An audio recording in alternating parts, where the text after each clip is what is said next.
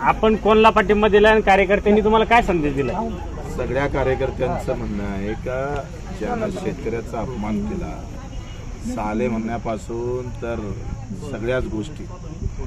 जो कार्यकर्ता काम करत नाही त्याच्या विहिरीत थांबून असेल, अधिक काही अडचणी निर्माण करत असेल तर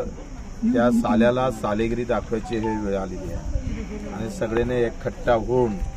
मला वाटतं एकत्रित मतदान साल्याच्या विरोधात केलं पाहिजे अशी सगळी विनंती करायला